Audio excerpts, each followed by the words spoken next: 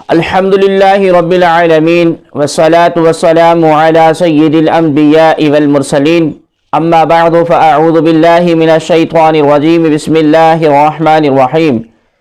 السلام علیکم ورحمۃ اللہ وبرکاتہ۔ ناظرین و سامعین ذی محتشم، کافی عرصہ کے بعد آج ہم انشاءاللہ تبارک و تعالی اس نشست میں مرزا محمد علی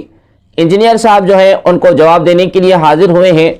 ان کا ایک ریسرچ پیپر ہے کہ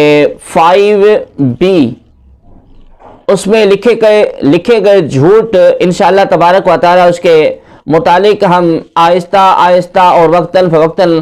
آپ لوگوں کو بتاتے رہیں گے کہ اس پمفلیٹ میں جو مرزا محمد علی انجینئر صاحب نے چھاپا ہے اور اس کو چھاپ کر اور اس کو جاری کیا ہے، اس کے متعلق ہم بتائیں گے کہ مرزا محمد علی انجینئر صاحب نے کون سے اس کے اندر جھوٹ بولے ہیں اور کون سی ضعیف اور موضوع روایات اس کے اندر بیان کی ہیں۔ تو آج ہم اس کے متعلق ہم عرض کرنے جا رہے ہیں کہ انجینئر محمد علی مرزا کا جھوٹ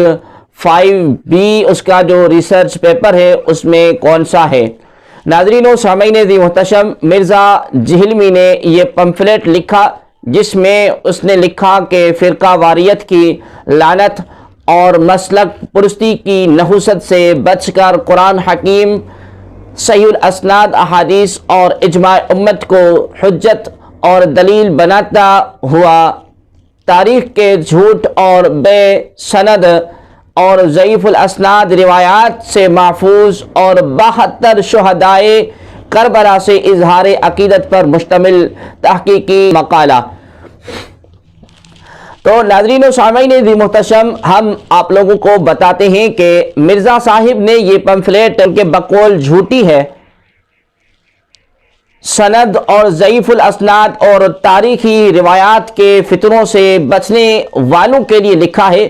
لیکن افسوس کی بات تو یہ ہے کہ خود ہی اس پمفلیٹ کے تیسری لائن میں آپ اس کا ریسرچ پیپر اٹھا کے دیکھیں اور اس میں جو اوپر سے تیسری لائن آتی ہے اس میں اس نے لکھا ہے کہ 72 شہدائے کربلا لکھ کر لوگوں کو اس فتنے میں اس محمد علی مرزا جہلمی صاحب نے لوگوں کو، عوام الناس کو، امت مسلمہ کو فتنے میں ڈال دیا۔ ہم مرزا صاحب کو ان کی موت تک مہلت دیتے ہیں کہ کسی ایک صحیح حدیث یا تاریخ سے ثابت کریں کہ کربلا میں 72 افراد شہید ہوئے، اور اگر وہ ثابت نہ کر سکیں اور یقیناً بالیقین ثابت نہیں کر سکیں گے تو ماننا پڑے گا کہ انہوں نے یہ پمفلیٹ جس کی بنیاد ہی 72 شہدائے کربلا پر رکھی ہے لکھ کر امت میں فتنہ ڈالنے کی مذموم کوشش کی ہے۔ سامعین ذی محتشم، یاد رہے کہ تاریخ طبری کی ایک روایت کے مطابق سیدنا و مولانا حضرت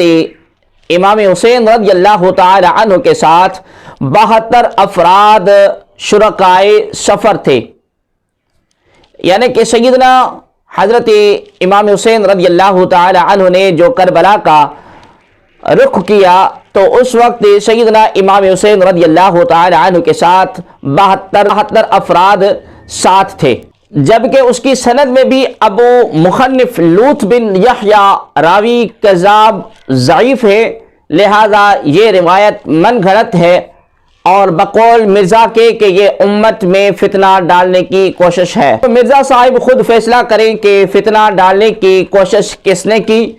مرزا صاحب نے کی ہے یا کسی اور نے کی ہے۔ حقیقت تو یہ ہے کہ اس روایت کے باوجود شہدائے کربلا کی تعداد 72 نہیں بنتی، کیونکہ 72 میں کچھ خواتین اور بچے ایسے بھی تھے جو اس میدان میں شہید نہ ہوئے تھے بلکہ زندہ واپس آئے تھے، اور یہ روایت بتاتی ہے کہ شرکائے سفر کی تعداد 72 تھی، لہذا مرزا صاحب کا شہدائے کربلا کی تعداد 72 بتانا ایک بہت بڑا جھوٹ ہے۔ اللہ کریم کی بارگاہ اقدس میں دعا گو ہے اللہ تبارک و تعالی اس مرزا جہلوی کے فتنے سے ہم سب کو بچائے اور اپنی حفظ امان عطا فرمائے، آمین۔